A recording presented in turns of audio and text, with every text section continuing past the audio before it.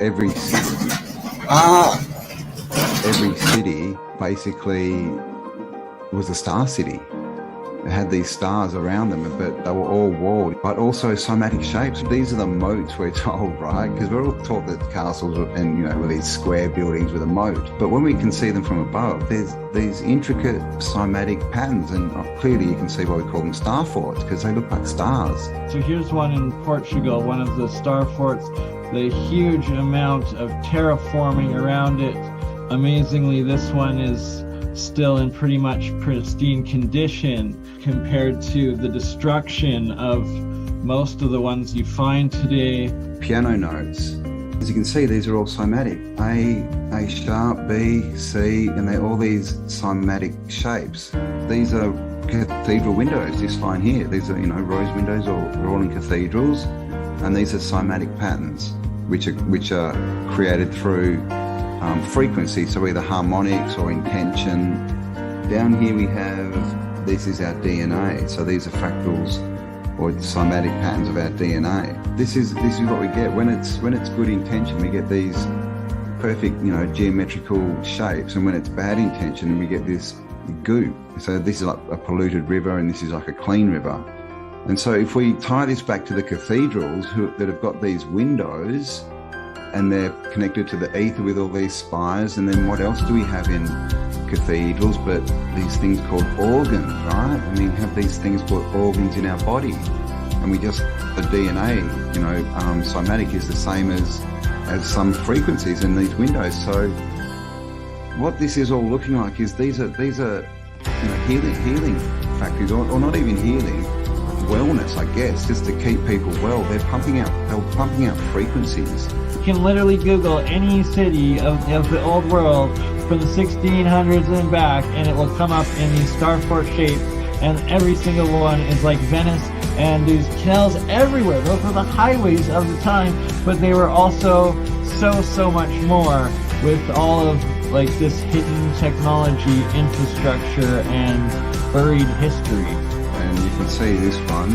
again, always these big cathedrals in the cities, but here's one of the stars, right, or batteries attached into the wall. And there's even another one of these more sort of irregular shaped ones out here, but they always have these stars attached, you know, to these star cities. And again, the canals, and you know, you can see this is a big island kind of thing as well. But the thing is with water's free energy. You know, you float a boat, you use the current, right? The current. How about the water wheels? What are water wheels? Water wheels are harnessing electrical power. Electricity just as much as it was the physical power and mechanical power that they used out of it. What's to say that windmills and water wheels weren't actually generating hydroelectric and wind power a few 500 years ago? This is a drawing. This is New York City, right? Battery Park is because this is what was there, a battery. Hello, and welcome everybody. And Bernie has made it for the beginning. We thought he might be a late starter, but he has turned into Super Bernie, and he's with us while he's driving down the road by the looks of it. I'm driving down the road, exactly. So I love you guys, and this is going to be an awesome show. I'll let you guys continue while I watch from YouTube, and I will be rejoining in 15, 20 minutes when I'm home. Awesome. Cheers. We'll see you then. Hi, Amber. See ya. Alrighty, hello to everyone in chat. I've got all the usual amazing people here. I won't go through them all because there's lots of you. And today we have Cameron and Phil back, and I had Cameron and Phil on my channel, and this of course is my channel, so I don't know what I'm saying. But we're going to talk Orgonite and Earth energies, and how we can basically use the ethereal energy, the natural energies that are around us to improve our lives, right? So maybe use the good energy to keep the bad energy away. So how are you guys? Thanks for joining. Doing well, mate. You go, Cameron. Thank you for having us.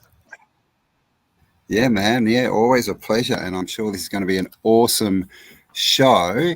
So who wants to start off? Does someone want to give us a little brief explanation of what you guys do, what you make, why you do it, and how you're going to save the world? You want to go start, Bill? Sure. I got started with this about 4 years ago. I had incurred some injuries, and I wasn't getting any answers from doctors and all that. So I just went ahead and started looking on my own, and I came across tensors and Orgonite. And tensor rings in the beginning were a little more feasible due to the price of resin and all the stuff that comes with Orgonite and all. So I started off making tensor rings, and about 9 months in it, I got really deep into it, and I started discovering my own frequencies that I found measurements on and everything. And yeah, I just ran with scissors with it, and I kept up with the Orgonite, and I make a lot of that too. I love it. It's where my heart is, and to help heal. And I started doing Reiki as well about 3 years ago, and been keeping up with that as well. It's a beautiful thing, helping others, and everyone needs a little help every now and then. So gotta have people available to do that thing. Yeah, indeed. And just as a side point, if anyone out there does need help, always ask. Basically, there's lots of people who want to help, and we recently had we lost someone in the flat Earth community, and basically the reason was that he didn't ask for help, and so we don't know if that could have changed things. But if you are going through a bad time, there are lots of cool people around, so don't be a stranger. And what have you got to say, Cameron, for a little intro? I certainly know the dark side of that kind of depression. I was working for Telstra. My story started working for Telstra, working in the shops and all this sort of bits and pieces of complexity. Ended up irradiating myself at that point, and ended up ballooning out to, I think it was about 117 kilos, and just, I wasn't in a good space. I was on the verge of suicide myself at that point. Just not in a good place at all. Ended up going down many rabbit holes, starting to open up my own mind into what was going on with what was happening in the world, realized that, things like 9/11 and JFK weren't what we were told, and ended up having many sort of mindset shifts over the course of about a 4-year period, and starting to take control of my health again. They then put a 4G tower up the road from me, and at that point I actually became a bit of an insomniac. I was in bed sort of 10-12 hours a day, but I wasn't actually hitting REM sleep. And a friend of mine showed me a little phone buddy, sort of smaller version of something like the smaller version of a little plate of Orgonite like this, that was on the back of his handset. And so that then led me down the road of looking for Dr. Wilhelm Weich's research, and eventually into Flint Sperling and other researchers in the area, and making my own pyramids and stuff like this to try and help me with my sleep. So I ended up making a couple of pyramids about the size of the small to medium-sized ones here, and stuck one on either side of my bed. And within about 2 weeks, I was actually sleeping again. So it was, something that just personally helped me shift immensely, because you imagine what it's like not actually sleeping for nearly a year, even though you're constantly tired and in bed, just not actually rejuvenating, not actually going through the process of actually sleeping. Not a good place to do that. So that's how I sort of got into it, and it's just been gone down rabbit hole after rabbit hole since then, into things like sacred geometry, and basically just healing practices. I just got it into Reiki myself. When was that, last Tuesday, I think.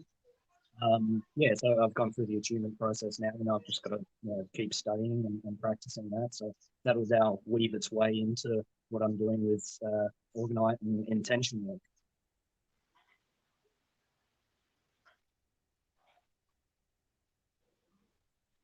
I think you're muted.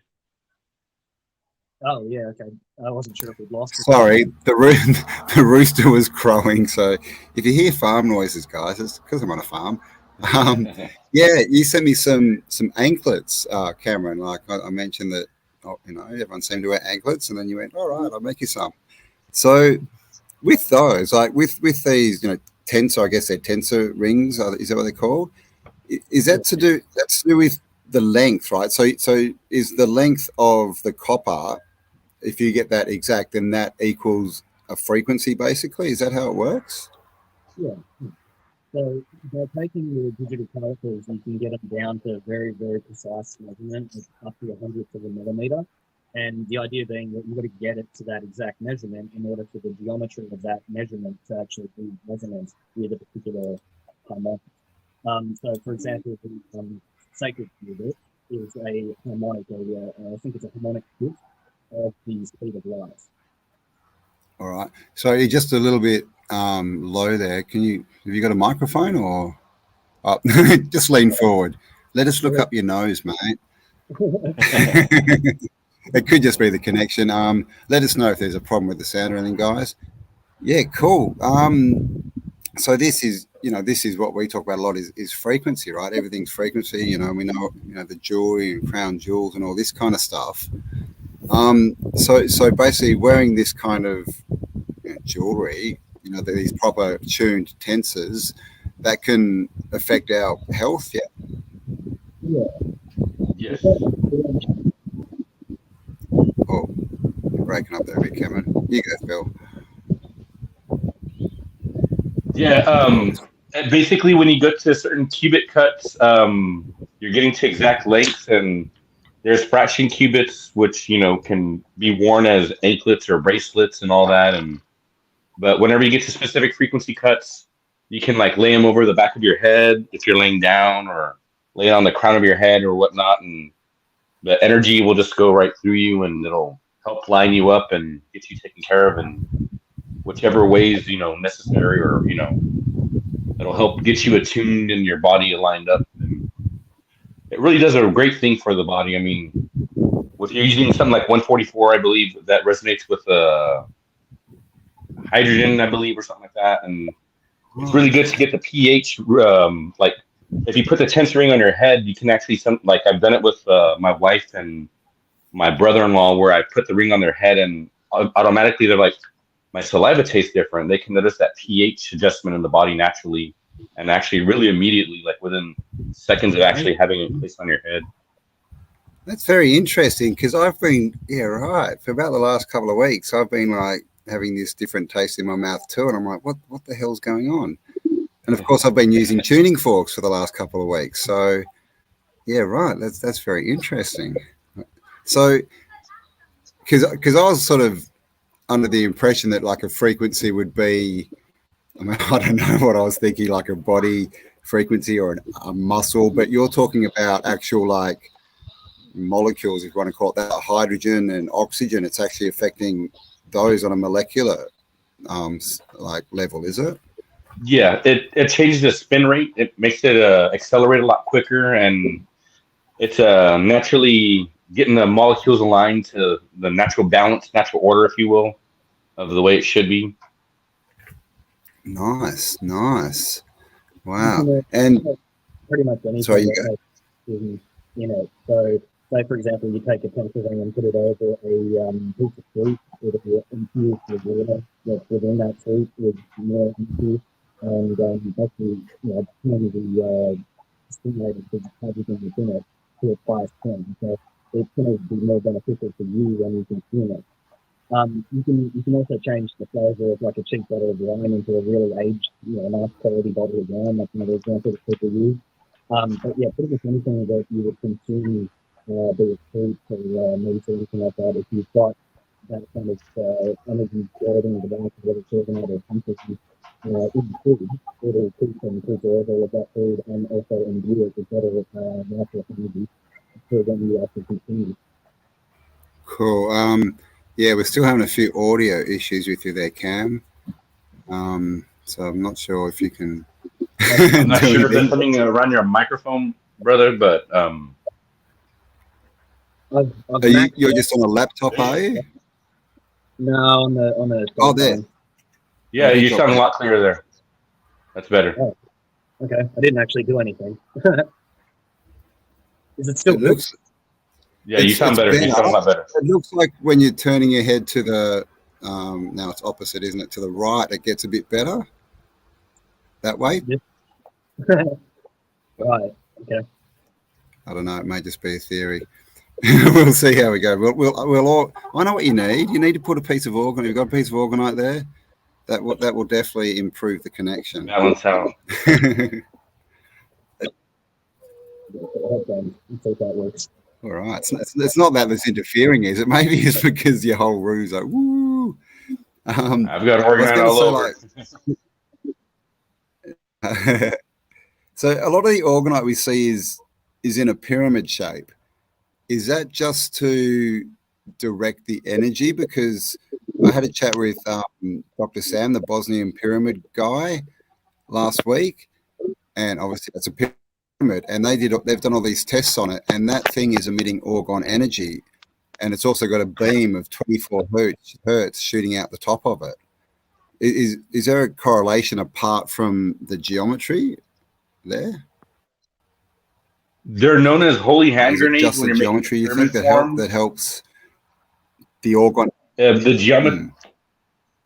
geometry does make a big difference, though, because when you're making them, you want to use a phi ratio measurements, and the apex is the focal point, and that's what's directing the energy. So varying on, well, what I've sort of learned as my method of doing it is how big you're using the apex point is how big you're making the, sorry about that. That's how big you're making the energy column right here. And whenever you have made it as a holy hand grenade, you're using 4 quartz points at the cardinal points on the Orgonite, which is compass points, and that draws in the energy, and it's sort of making that constant cleaning cloud and getting rid of all the bad energy and everything. And at the bottom of mine, I love to use a lot of tensor rings and neodymium magnets, as it bubbles out the effect a lot more. And in correlation with that, I try to use a violet ray wand to activate a little more of a energy field in the Orgonite. In the bubble tech community, that's where I learned about the violet ray wand and everything. And I'll see about plugging it in right now in a little while and get it buzzing. It makes such a nice energy, and it reduces inflammation in the body. And the Darcinovial wand was actually made to regrow hair and stimulate the skin and regrow stuff and everything. So it does this other thing when there's a certain frequency they make them at, and it just activates this life force energy and everything. And it's really an incredible thing. I'll see about sending you a link. That way you can look into getting one if you'd like. Talk to the people that run that company. See if we can't get one your way. Cool. Awesome. And also the links for Cameron and Phil are both below in the comments. Cameron's in Australia, Phil's in the USA, so get in contact if you want more information. And there's lots of groups as well where they teach you how to make this stuff as well, don't they? On around Facebook and that. Mm-hmm. Yes. Just on the pyramid. Just on the pyramid shape as well. Can you hear me? Hello. Yes, we can hear you. Oh, I can hear you. We've lost him. Now we can hear you. Now you're back. You just zoomed out. Okay. Sorry, the connection must be terrible. Just on the pyramid shape, you were saying about the apex point as well. Are you back? That is the shape that actually draws in a vortex of energy that pulls that in from the tip and draws it down into the middle. So it's the geometry of the pyramid that is doing that as well. And I believe Matt from Electroculture, Electro Elevate or whatever it was, I forget the name of it. He was pointing that out when you were discussing that's the one, yeah. When you were talking about the Nubian pyramids, it's the actual point that is what's creating the vortex that brings that energy down in a phi ratio. Yeah, that apex really makes a difference, and that's why you always want to put that copper at the top, and it really does a lot for the cleansing. And something I've always been told is you want the copper on top. Everyone's disappearing. Okay, we're back. So it's the shape, the angle of the apex creates the geometry, basically the equation of the vortex, so you can get pi vortex and phi and all that kind of stuff. Is that right? It's based on the angle. Yes, the appropriate angle gives it a different side angle energy field to it. Yeah. Go ahead, Cameron. So the Yeah, right. So has difference anyone tried in the angle? The Yeah. difference in the angle of the Nubian pyramid being 76 degrees, they're the taller ones, as opposed to the Giza pyramids or Cheops, as you would perhaps know from Egypt. The angles being different like that create a different type of energy field that's associated with different resonant frequencies. So I think I pointed out in the last one, the Nubian resonates with the crown chakra, and the Giza works with the heart. Just slightly different effects on the energy field that's actually being emitted and their attributes. And so you can custom make the application of the pyramid for, say, growing food or, preserving food or whatever the kind of application is, depending on the actual construction of the pyramid. And so the reason that we use the pyramids in Orgonite is to not only make benefit of the alternating materials, but then also to then have the geometry involved and have an effect on the overall product as well. So are people making Orgonite in different angled pyramids, like for different applications? The specifics of each pyramid can be, it doesn't have to be specifically used in that regard, because they're putting out beneficial energy simply due to their composition. But yeah, you don't necessarily have to have specific for that. But noting that the Nubian pyramid has that particular signature will have an effect on the crown chakra. And so I'll give an example, is that there are instances where I'll have given people a particular piece and they weren't necessarily ready for it, at least from a duality viewpoint, in that there's bad and good.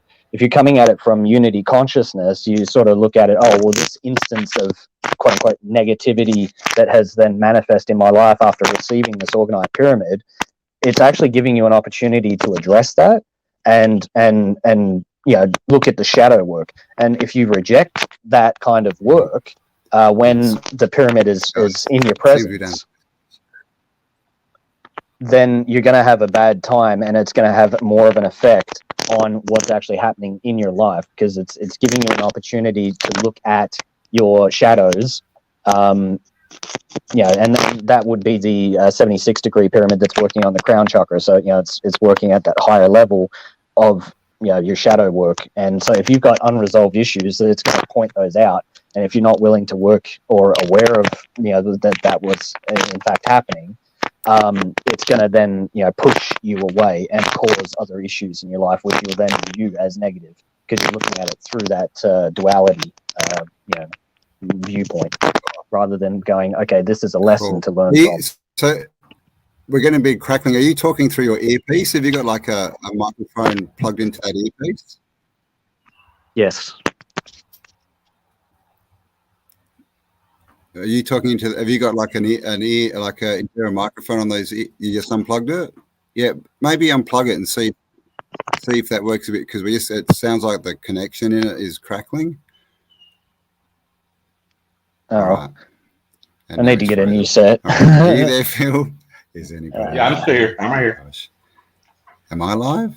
Phil, okay, you're back. Yeah. Yeah, I was going to say there's some horrible crackling noise going on. Yeah. All right, if anyone wants to set. I'm almost home. All right, so 7 minutes. Sorry, guys, but I'm listening. An excellent conversation.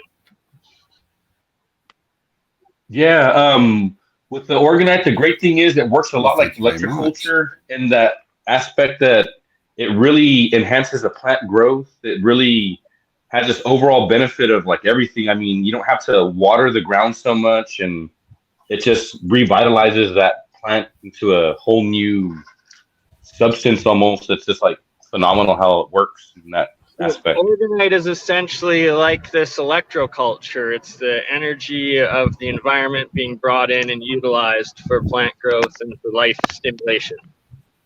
Yes, essentially yes. And then when you gift to the ground, like with harmonizers and tensor rings, it's a lot like electroculture in that same aspect. When it's grounding out, it's emitting all that good stuff into the soil and allowing for the beneficial growth. And in many ways, in regards, like whenever Slim Sperling would gift agricultural harmonizers, which were a lot larger, those would essentially do the same thing. I mean, you have all this regrowth and all this huge difference in the plant structure and the water structure and everything all together. Like both Orgonite and tensor rings do so much for water benefits. It's just really phenomenal how this can do this much. There's an instance. Frequency, right? I beg your pardon? Yeah, sorry, I'm just interrupting quick because I am rushing home to get back on with you guys and show you a couple of the different Orgonite pieces I have, and then get your guys' input on it and whatnot. But yeah, sorry for interrupting. Can't use up all my bandwidth, so I'll be rejoining in 10. Epic show so far, guys. Just on the agricultural harmonizers that Phil was talking about, there was an instance where Slim Sperling. All right, Cam, what were you saying? Slim Sperling took an agricultural harmonizer and put a couple of them around a field. I believe it was called the McCurry Farm. That was basically a sweet corn farmer, had acres and acres of sweet corn, everywhere. But it was a massive aphid infestation that was running through the whole county, and so he put these agricultural harmonizers out and started playing music through them for a period of time, and it basically caused the life cycle of these aphids to basically be cut. The following season, then there was a massive amount of ladybugs that then started coming through and eating all of the husks of the aphids that had burrowed their way into the corn, and basically saved this farm from going under. Because there was nothing that was working around the county other than what Slim had managed to bring in and do with this harmonizer. It was a really interesting story. But there's other instances of that as well, where there was a New Zealand company that was basically about to go under because the product was being basically stopped at the port.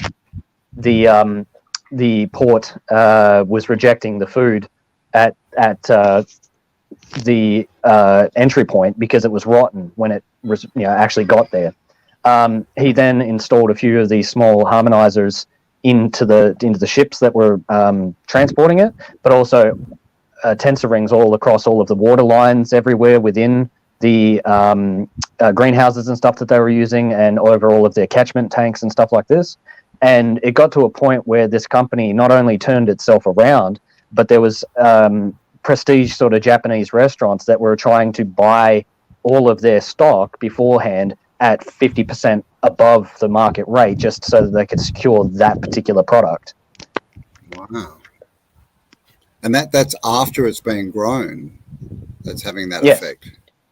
Wow. No, so the rings and stuff were having that effect over all of the water, and they were growing. And so the harmonizers on the boat were keeping it fresher for longer, getting rid of all the pests and stuff like this. And, there was no pests. The guys at the ports were looking at all of their food and going, this is, we haven't seen this level of pests. There's basically none in these shipments. What's going on? And, they had to point out that it was a harmonizer that they had on the ship.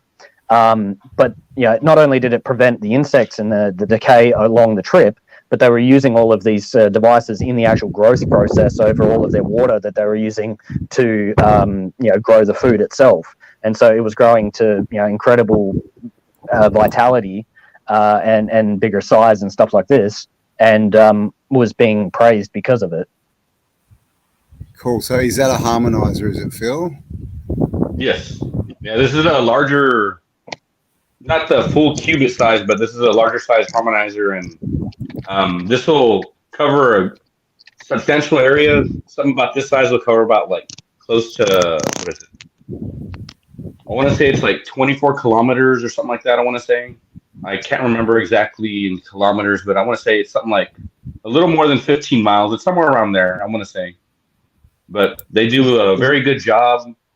It also varies on the twist whenever you're making the AccuVac, whether you're doing it depends what frequency you use then again, but if you're making a single wire twist, it gives it a lot of polarity, which gives it a positive and a negative, and you want to draw it up and out. That way you're just pushing out a positive frequency when it's going that toroidal motion of constantly cleaning and everything. So basically that makes what electromagnetic fields, does it? It emits frequencies of well, this one right here is made in my master Cubit, and this one actually cleans. It does a lot of cleaning work. It does a lot of like for EMF and EMR, a lot of that smog. It cleans it out, as well as this cleaning out the Earth's natural, like the bad pests and all that kind of stuff in nature and everything as well.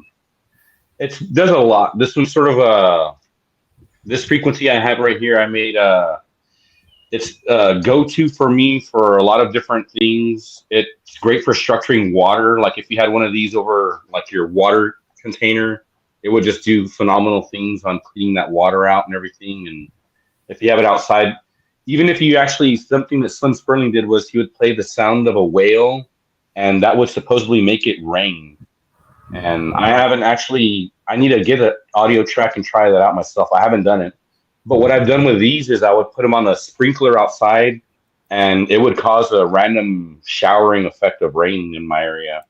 I've done it a handful of times over time, and well, my kids got a little bigger, so I couldn't put them out there so easy because they'll end up picking it up and thinking it's a ball and playing with it. So Yeah, they so love the tensor tools. I'm sure they do, man. Yeah, someone asked before about how it affects water. So you can structure water just with these harmonizers, basically. Mm-hmm. Yeah, harmonizers and tensor rings, triskelions, they all work phenomenally on restructuring water. Even this Orgonite really does a really great job at it too. Cool. One thing I want to ask, like before you were talking, Cameron, and obviously you told your story, and you were saying that the Orgonite puts you in a, makes you basically face your, shadow self, or these blocks, we call them. So these energies basically you can use to help your, help growth, help clear yourself, I guess. Yeah. Mm-hmm. So just in regards to the thought that Phil had in regard, not Phil, Matt from Electroculture, just in regards to the garden real quick, the light spectrum that the plants are emitting is lacking, and so therefore in the ultra violet spectrum or the infrared spectrum, they're emitting different sort of issues that are attracting all the bugs in the area. The harmonizers, if you think of them like a little sun, because the rings are formed in that toroidal configuration, it's emitting a bright white light in those spectrums, and so it's actually balancing the plant growth as well. So yeah, I mean that's one of the other benefits of having these tools in the garden. In regards to shadow work, yeah, it comes down to the crystals as well as the different frequencies of the tensor tools that are involved with the Orgonite as well. For example, different shapes, such as, I don't know if you can see there, this one here is actually an alchemical symbol known as the Philosopher's Stone. Harry Potter fans may be aware of this one. This one is one of those type of alchemical stones that's going to help bring forth, alchemical symbols that is going to help bring forth, shadow work that is going to be, needed to look at from your emotional bodies. But ultimately, you need to be aware that certain things, may manifest as a quote unquote negative, but they're a test. They're a form of shadow work that is going to make you a better person in the long run, that you're going to learn from these experiences. So as long as you're working with these tools and know that that's sort of what you need to be doing with them, rather than just kind of pushing that work away and ignoring it, it's going to help in that regard then, because you're actually going to be able to then go through and actually clear those blockages, because that's essentially what it is. It's an energetic blockage somewhere within the chakra system. Yep, cool. And someone just asked, what's the best way to structure water if you don't have an Orgonite? Obviously tensor rings, but I saw someone the other day, actually, they just bought something off eBay, and it's just, they said it's $12, and you put your cup of water on it, and turns it into like a spiral, a vortex. would just that structure water, just spinning water into a vortex? Would that structure it? Because that's what it's supposed to do. It would bring it to life. It's like Victor Schauberger's work, bringing water to life with the spin rate. I would imagine it would give it some life. I mean, just putting intention in the water, period, like Dr. Emoto said, excuse me, does phenomenal things. I mean, just by saying like thank you or I love you to the water and all that, I mean, really does make a huge difference on the outcome of, like, you know, the taste and the outcome of how the water's going to treat you and the whole entirety of it. Changes the frequency. Question just for you, Cameron. Sorry, just quickly. Does Cameron do personal sessions? I'm dealing with a lot of shadow work. I'm not quite sure what they mean by sessions, as in Reiki, or I've only just started getting into Reiki, so I mean, I'm not a practitioner in that regard, no. But I mean, I'd be happy to talk with them and, you know, just have a chat and see what they need on a personal basis. Cool. And Cameron's email is in the description below. So yeah, chuck him an email, because I know that you also do like one-offs, like you make tailored, I guess we can call, like products for people. So you could make, you know, possibly some Orgonite or whatever that would deal with that kind of issue, maybe. Is that right? Yeah, could do something like that for sure. Just in regards to the little disc you were mentioning off of eBay, I can't speak specifically to what that particular disc is, but that being said, if you take the image, like the actual symbol of the triskelion, without forming it from a tensor ring or anything like this, just by drawing that symbol on a piece of paper and then sticking your water over the top of it, that symbol alone is actually imbuing a geometry into that water, and so it's going to have an effect simply by having that geometry underneath of a glass of water. And so the triskelion, for example, the Hideka, is known for its ability to actually structure water, turn it into that high spin rate, and actually elevate the pH. You know, if it's really, really, you know, low, like, you know, 4, it can bring it up to about a 7 or an 8 by just having that symbol next to it and having that intention be imbued into the water. Wow. You could carve it into wood too, like the way the rune was done back in the day. If you were to carve it into wood, it's very actually active when you carve it into wood. Yeah, cool. I was just going to say, because we met someone, because I had one on the back of my phone. I need to put it back on. And we were going up a thing, and this guy goes, "Oh, I've got a tattoo of that." And so would tattoos, do you think that, like, in that shape, would that affect anything? Definitely. Wow. Okay. So, I mean, is that maybe the origins of tattoos? Because I remember they found this, you know, an Iceman back in, I think it was on a mountain in Russia, like 20 years ago, and they found all these tattoos on him, but they're all symbols. And when they like checked out his skeleton, they found out that they were all on places where he'd had injuries. That's interesting. Were they different types? Used to heal. Sorry, go ahead. Sorry. Were they different types of tattoos? Like, were they different symbols, or were they all the same symbol?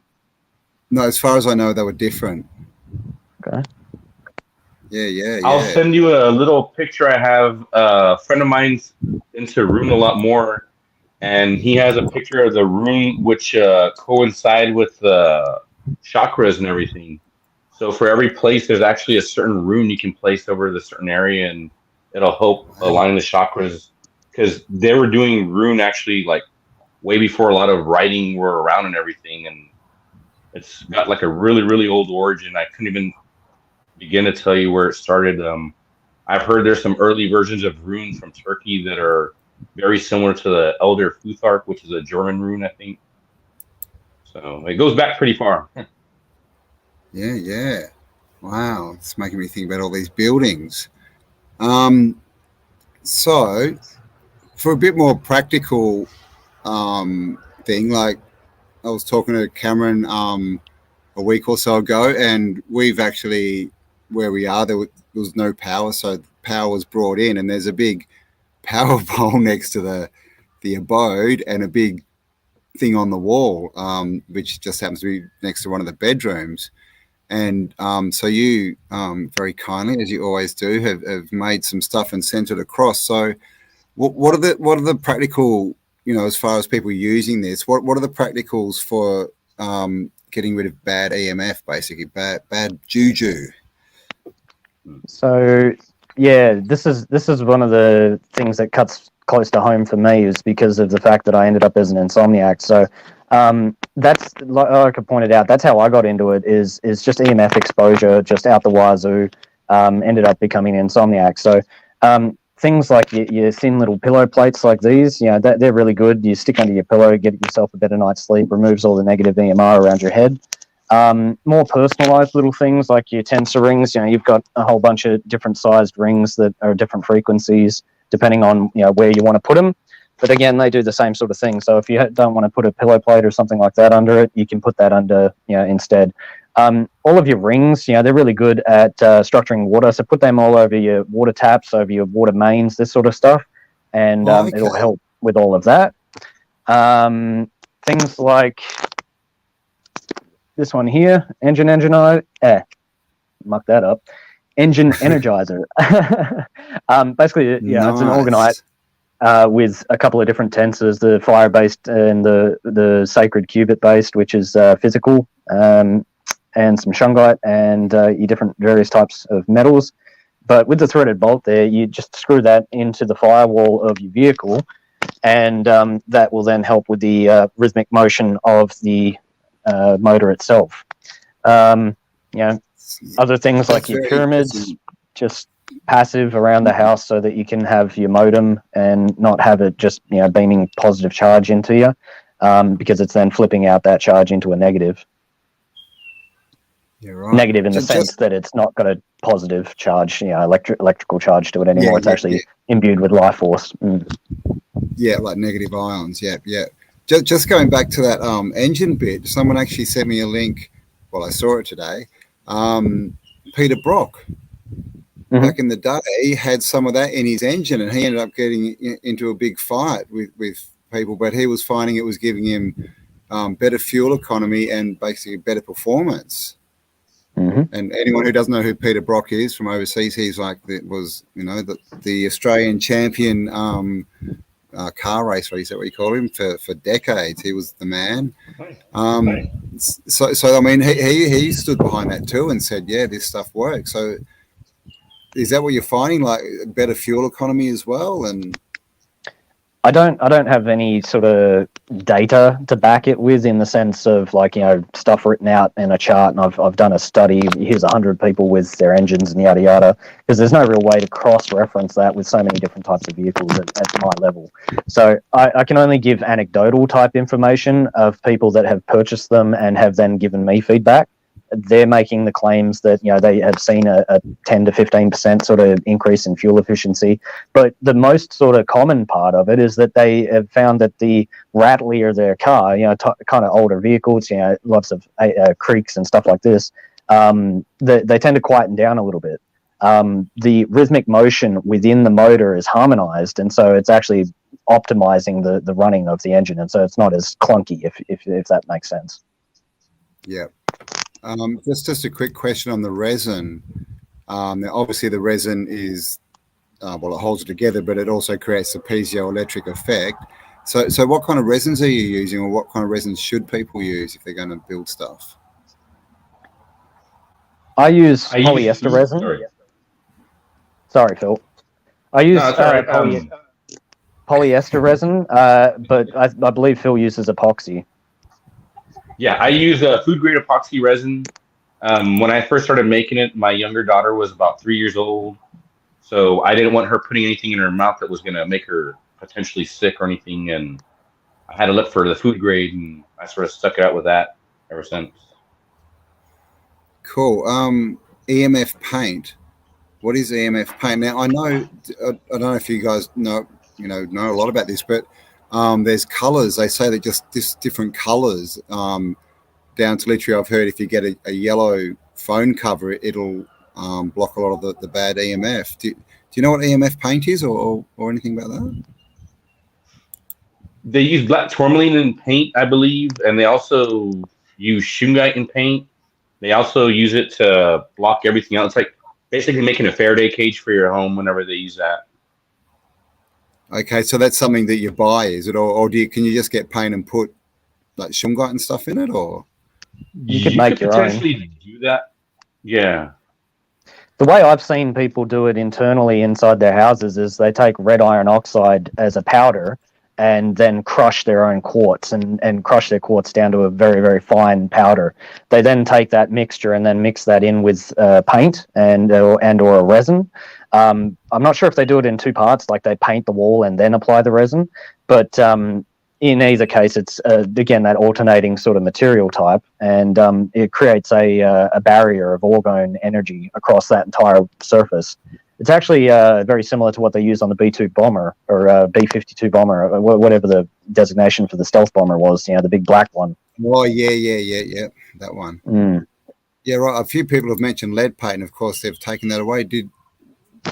What's lead? Is because we're told lead's, you know, one of these bad heavy things. Like, do you know much about lead? And lead was a barrier they use to block off frequent radiation as well. Actually, like even if to this day, if you go get an X-ray, they'll give you a lead vest to wear over like your chest. So you're going to get your, you know, teeth X-rayed or something like that or whatnot. They'll give you a piece of lead basically to cloak because the X-ray can't penetrate that lead. Lead's like a really, I believe that it was taken away because of that. I mean, it is toxic, yes, but I mean, anything can be sort of bad for you if used in the wrong way, in essence. I mean, you can't eat resin, basically, you know. I mean, there's stuff, you know, obviously you can't do, and eating paint, obviously, you know, would be a big one you can't do. And so I do believe that they did take it out because it was helping us, and they don't want us to use anything to meet a coordinate energy. They want us to give us discordant energies and all that. That's why, like, they gave us 440 as a tuning frequency instead of 432 megahertz and all that. And so I believe that has a big property in there. So basically, that was another protection, you know, system for us, and they didn't want that when they were shooting bad juju at us. Yeah, they'd rather give us this vinyl paint that, you know, we really can't do much with, and it just burns up twice as bad, if anything. I mean, it's just more fuel to the fire. The modern household is pretty much too toxic to live in, like for life. Yeah. It's actually very, very toxic. They make intumescent paint too, I believe is what it's called, and it's a fire retardant that they add to the paint. It'd be like adding some sort of a barrier blocker, so whenever the flame hits it, it just turns to a carbon structure on top. Basically, like having like almost a shungite like material, because it's all carbon, and as soon as it keeps burning, it just keeps puffing up, and it won't burn off. It just stays there. And places like around where they have wildfires in California, they use a lot of intumescent paint. Wow, someone has a lead phone cover. Wow, man, that must be a heavy phone. Lifting weights with it. Yeah, man. It could be an idea, right? We just cover stuff in lead and we'll just get buff, man. What do you reckon? All right, so where are we going from here? Well, they use lead in stained glass. Oh, actually, someone mentioned like coils in mattresses. Have you ever thought about that? Like all the old ones, right? Like mattresses are full of coils. Do you think, I mean, obviously we're taught in a spring, but I wonder if that started from something. I don't know. It's just a random. I can't speak specifically to the coils within the mattress themselves, but a lot of people, they'll use an electric blanket. And those things are incredibly bad for you. They're just a giant EMF generator, and you're laying on top of it.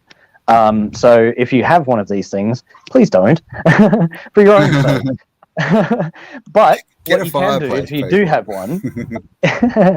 do have one, what you can do is you cut the cord off the end of it and extend out the positive negative terminals and run two stakes out to the ground outside, and so you can actually ground that connection point outside, and so it'll have negative ions coming into the household, running through that the coil within the bed sheet, and then back outside. And so it's actually become a grounding mat rather than the opposite of what they've given us.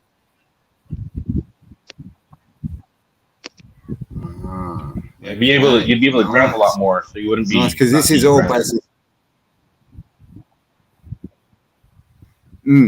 So would that work? It'd still be like an electric blanket, but you can actually turn it into a grounding mat as well. It'd have no power through No, it. it'd just So It's it's not. insulated. Yeah, it's turning it.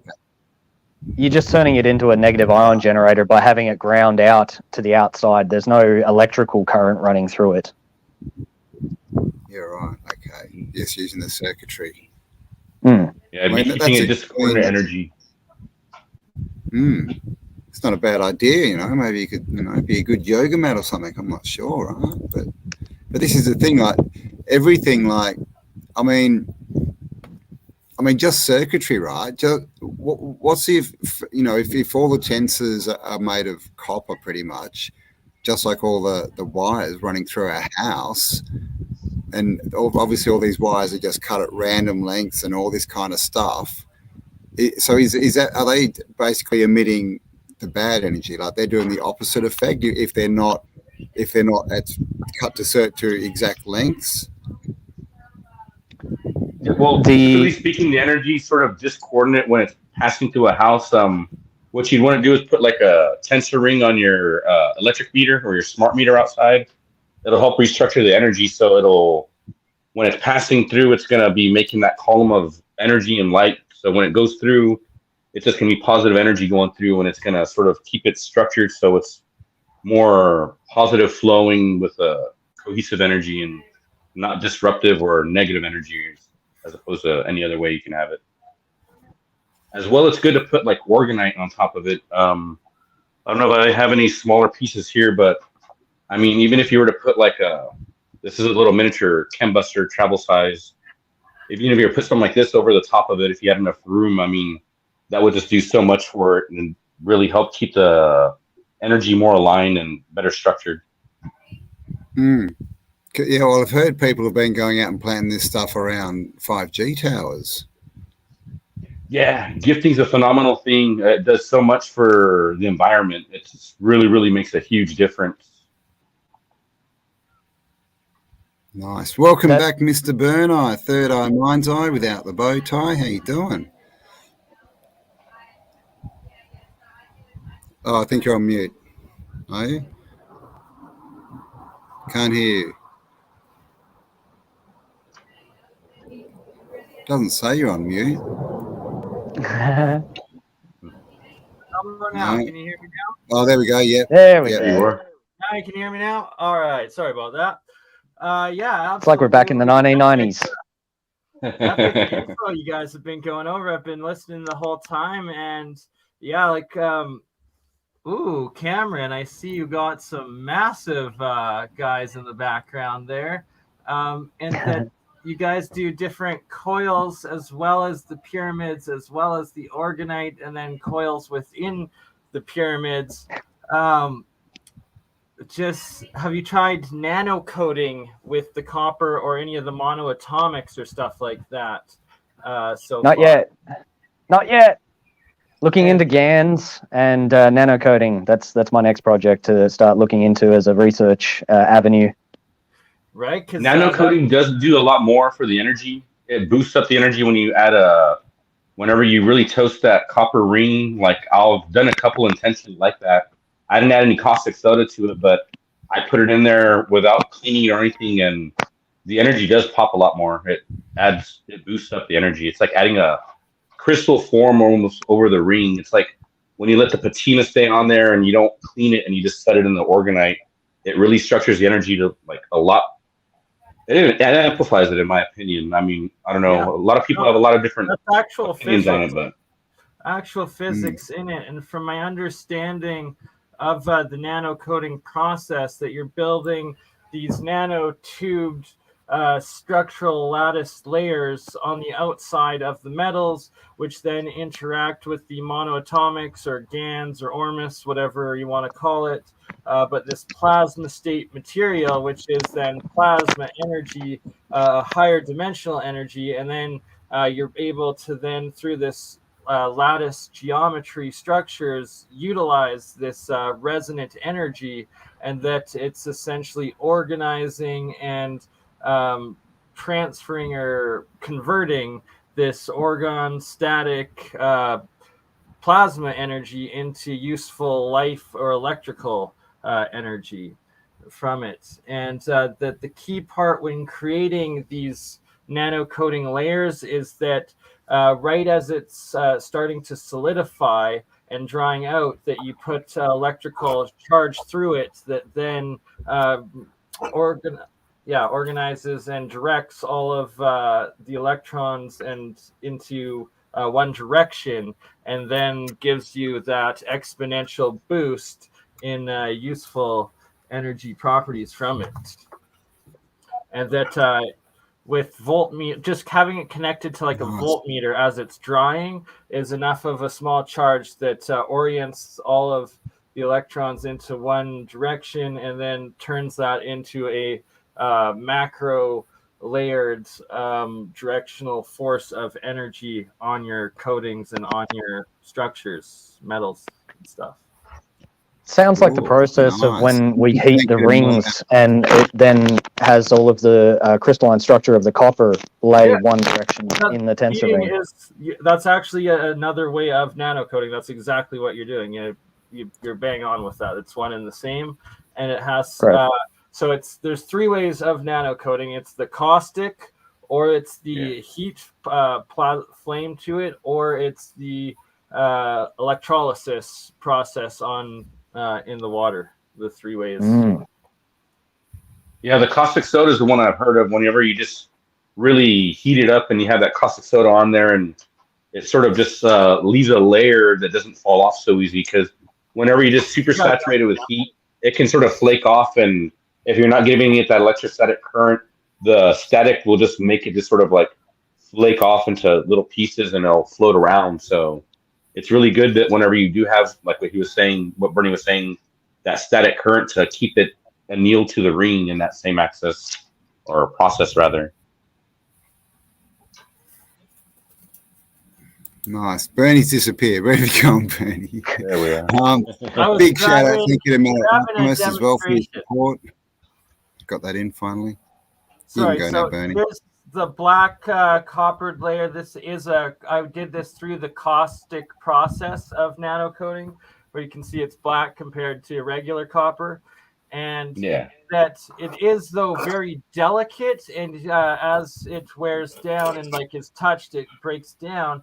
And that's why I've always been thinking about Orgonite and these resins, and encasing that nano layered shell permanently within the Orgonite, within the solid structure, that it will not damage it, and thus keep that exponential nano layer, nano coating on the device, on the coils, and in creating that energy field.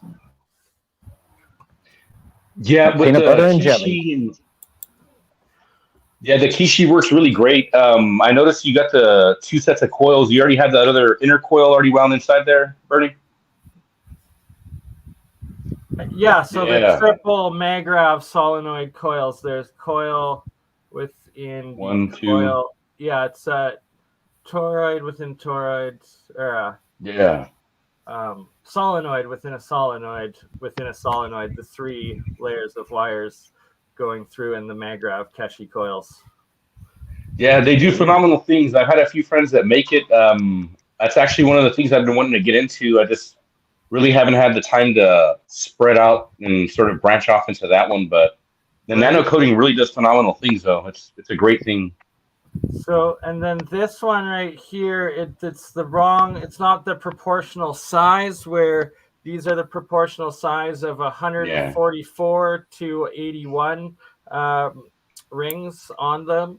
And then, but it is the triple 3 double that's the Magrav, full Magrav unit of the Keshi system is. And I just never created the capacitors and the Bell circuit or the Joule Thief circuit that you connect these two, and then put the monoatomic material in the middle of these coils, and supposedly it hooks up and gives you free energy. And I will be attempting that in the future. And then when the inner coil is, or the smaller coil is placed perpendicular inside the inner coil, it goes from being the electrical energy generator to what he says is the healing energy units and whatnot. So it's what always resonated with me and struck with me is his connection of plasma to bioenergy, to like the Reiki energies, these Oriental energy healing methods, naturopathy, and all of that. And that it is essentially a lost ancient technology of both alchemy and the East. Nice. Oh, So freeze? you're Or should I gonna. talk? Are you using that at the minute as a free energy project that you're going to be trying to test out? Did you say soon, or you have tested this? Or? So I haven't had time yet, but I'm in contact with Rick Crammond, Mr. Fix-It Rick on YouTube. He actually runs the Keshe Foundation weekly Zoom conferences and everything. And we're going to do a series where I build the actual unit to spec in front of him and then connect it and test it and hopefully start getting free electricity out of it all. Are you going to build the Q24? Is that what it's called? Sorry, the Magrav coils? Yeah. What did you ask? Sorry, the Q24. I believe it's the Q24 is what it's called. No, I think this was the There's different systems. Yeah, there's exactly right, and they've updated them, and I haven't looked at the most recent. And there was this Q24 cube or something that came out at one point, and that got heavily censored. It got expunged. It disappeared, and that one worked phenomenal. I had a friend. I'll connect you with him. Phenomenal, and honest to God, the inventor of it within the Keshe Foundation, it wasn't Keshe himself, it was some other individual, Pepe, I think his name was. And that the last stories of Pepe is he created a craft and was on the dark side of the moon or something like that. And I literally haven't seen him on the internet in 5 years since creating Q24. And I have not seen the blueprints of it, how to make it, but I did save it on a hard drive. And I thank you for reminding me of that, because I have a friend that made that one. He made a couple units of that one. I'll try to connect you with him and see if he can't help you out. That would be appreciated. Wow. And sounds like Pepe's hanging out with Pink Floyd, man. Right. The electrical units go connect to capacitors and not themselves like I have in this system. I put a quartz crystal in it, as I heard also at the same time of those Q24 units. And when people were really connecting, making these plasma units, a lot of testimonials saying that they started hearing this like conscious voice or something, like source voice, and that by putting like almost an AI consciousness or some universal consciousness within the plasma fields, that kind of sketched me out. So I also heard at the time that if you put crystals in between it, that the crystal somehow filters this consciousness out. I don't know. But I've since made all of my coils and units with crystals in them, and I have yet to make a full plasma unit that creates the physical plasma field, where apparently you then interact with some sort of conscious connection. Wow, man. That's because you've seen all these pictures of these spirit machines from like the 1880s and stuff, yeah, where they have these weird machines. I gave credence to them in my own thinking, Campbell. Wow. Exactly.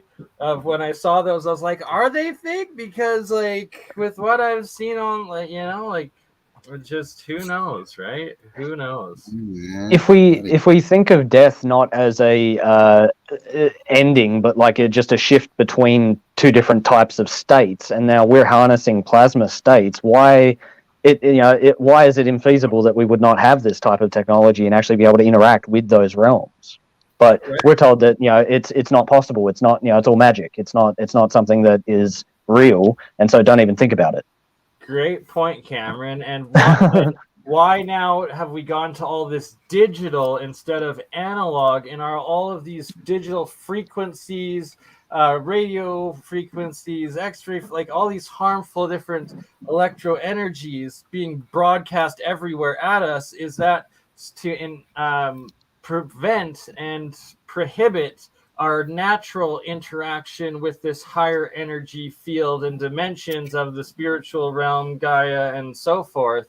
And that is like electricity being distorted and abused when maybe we, since we're all energy, do we transfer into this some sort of bioelectricity energy back and forth between higher conscious realms? And are we in fact feeding upon this life force by using and distorting natural DC current into this alternating AC electricity that we're burning off everywhere? Is that why there's so much resistance to it, maybe? Resistance. Could that be no. the actual matrix? Yeah. Yeah, it's well, like a big cloak. They cover us with all these VLF, very low frequencies, the UHF, and all these other AM, Crystal FM radios frequencies back and in all the that. day. Yeah, that's how we avoided an ice age, ended up going through a dry cycle and ended up with a dust bowl back in the 20s and 30s because we altered the frequency whenever we introduced VLF, which is a AM very low frequency. That's also what started the Spanish flu, is also what I've been told. wow. It was a frequency It's really thing whenever interesting they were exposed Dis-ease, to it. right? Dis-ease. When I was- We bring When I was talking with the Dr. 440 Sam, from 432. Sorry, Campbell, to interrupt, but dis-ease, you're no longer in homeostasis. They switched the frequency over from 432 to 440. Is that what started causing all these ailments, cancers, and diseases and viruses?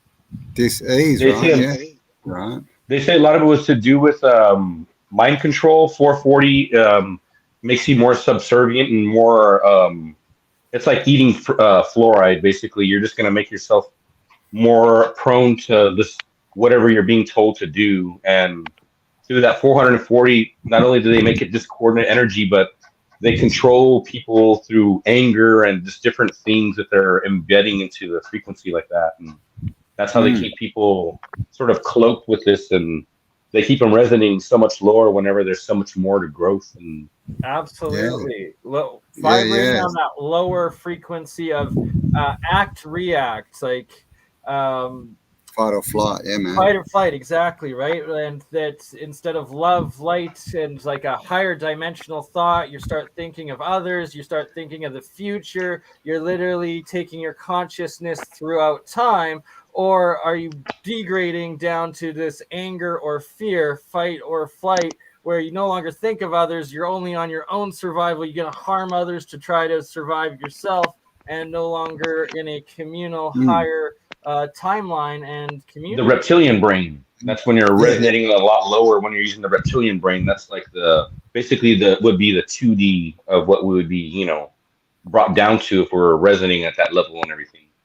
Yeah, Having to stick with the fight and flight and all that is where that reptilian brain comes into play and everything. And they polarize us and put everything into positive, negative, just like the electrical circuit, right?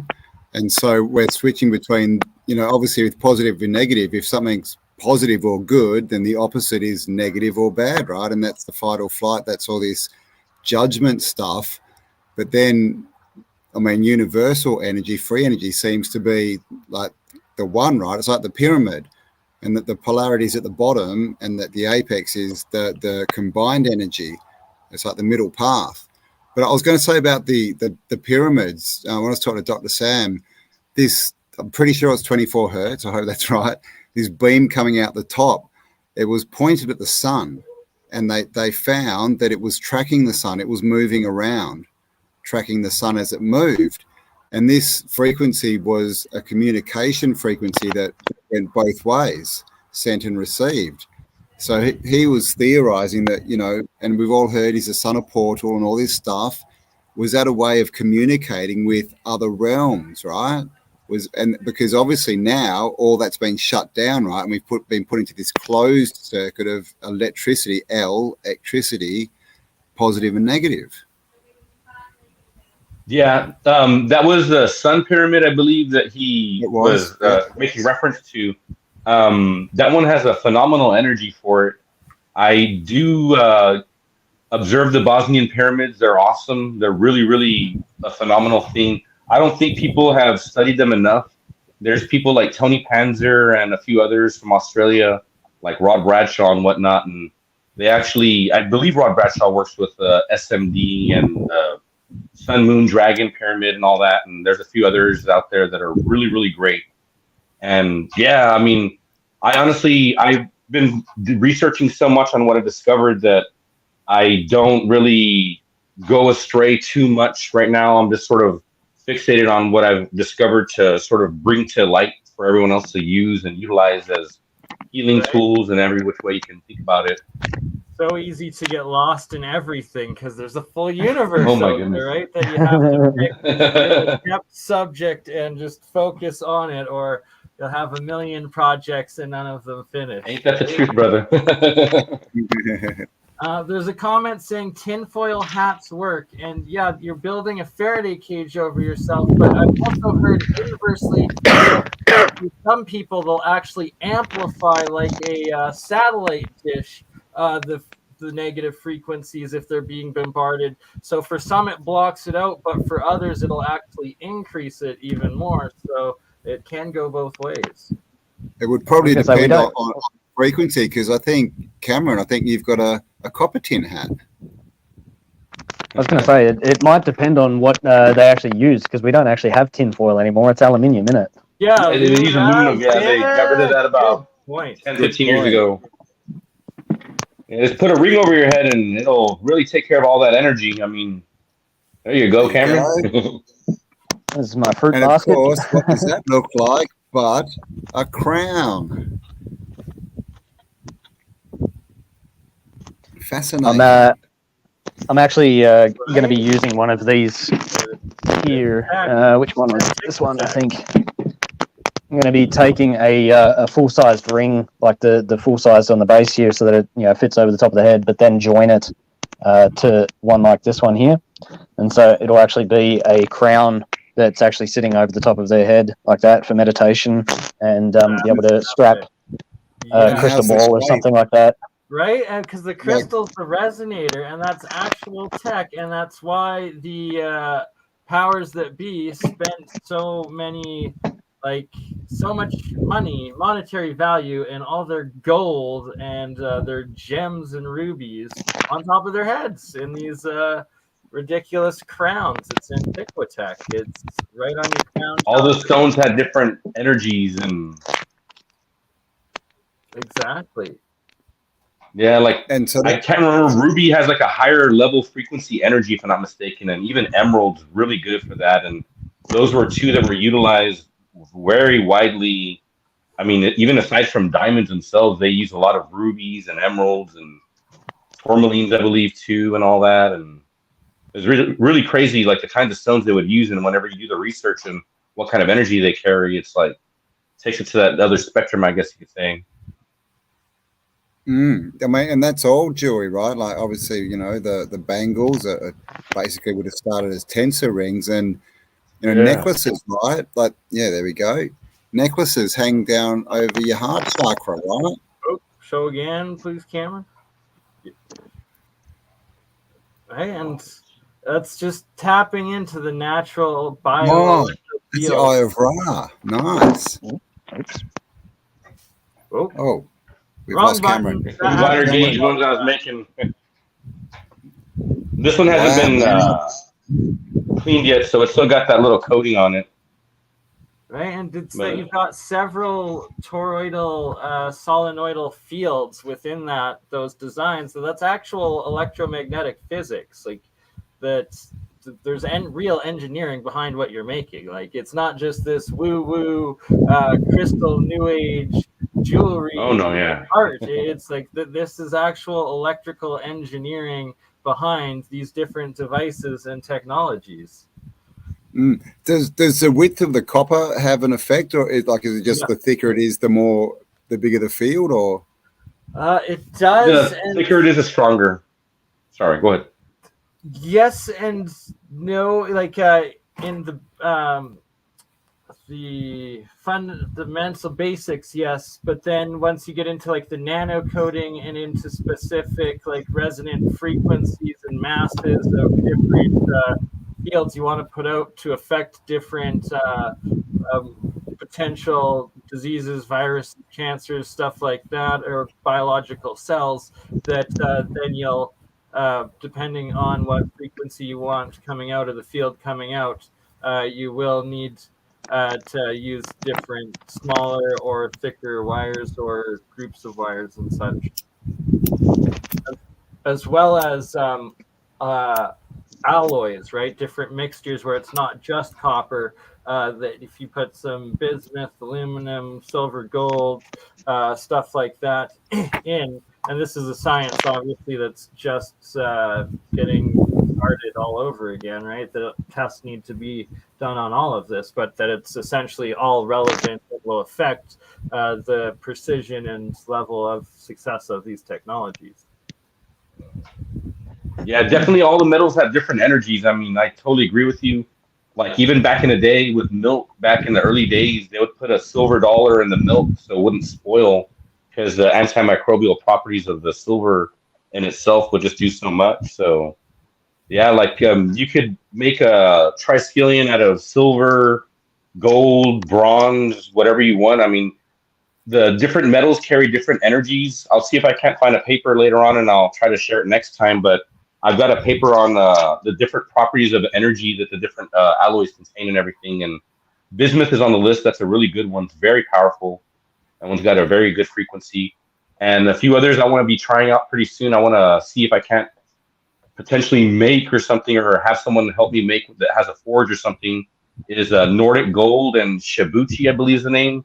It's whenever you get a copper and silver and you mix it, and it makes this real pretty rose-colored, basically like a copper alloy type of material, and it's got a different energy altogether. And I've been really excited and looking forward to trying something like that, because there's so much more out there that we haven't had a chance to even work with, that just been suppressed material basically. And yeah, man. Yeah, well, that's what we're rediscovering, like all this old tech. You just had a question, and you mentioned before that you put magnets in your Orgonite. What's the effect of like wearing magnets? I hope it's good, because I've got lots of them on.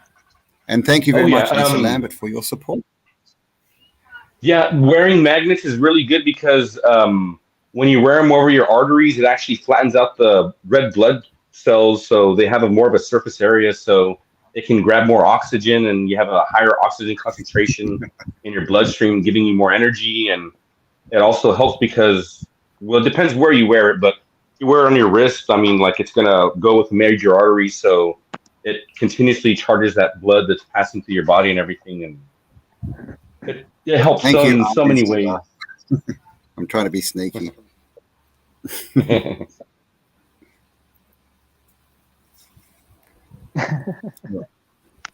Sorry about ducking out there before. I accidentally knocked the camera off.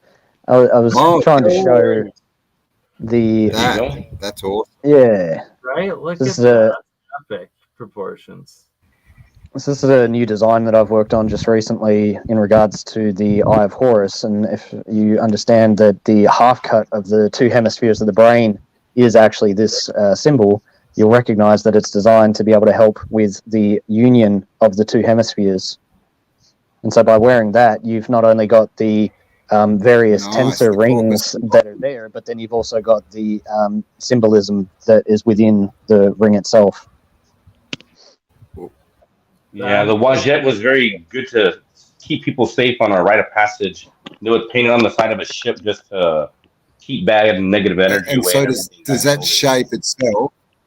The different geometries. There's spell. You're casting spells. You're literally putting these energetic portals through these symbols, through the what's the correct word for it? But like the witches, the Wiccans, and the alchemists, the sigils. Sorry, the sigils. Through these sigils and signs within the circles. That's what sacred geometry is. It's these energetic grid patterns of how energy moves through the different dimensions of space-time.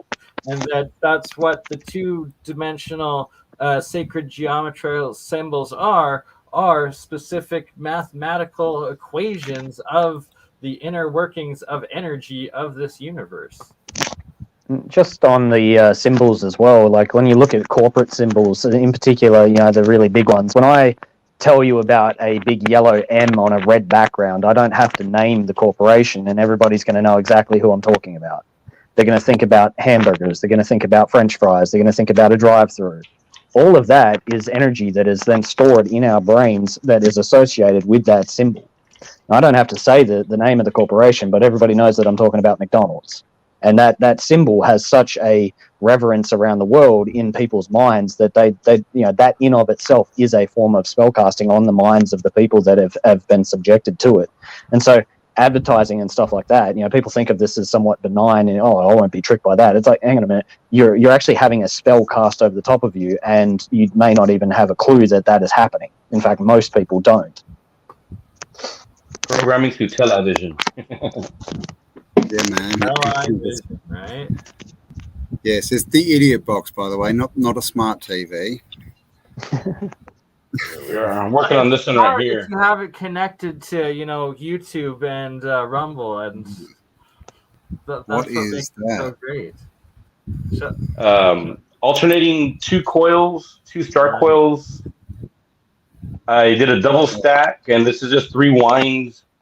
I need to get about a mile of copper because I want to make a bigger one. The energy is so nice with this one. It's basically a 24-point rodent coil, but when you do one, you alternate the other one, and then you alternate back and forth and so you finish the whole thing. Yeah. What? So it's basically a double stacked coil right here. Okay, because now we're getting into now that's very well. It is that's what they're using to create free and low cost energy is these designs. So it's a direct crossover, right? Yeah, it really is because all this stuff was really suppressed. It's all done in the geometry. It was before our very eyes this whole time, and it was just a matter of time before. I'm sorry, go ahead. How many points did you have on that your star coil?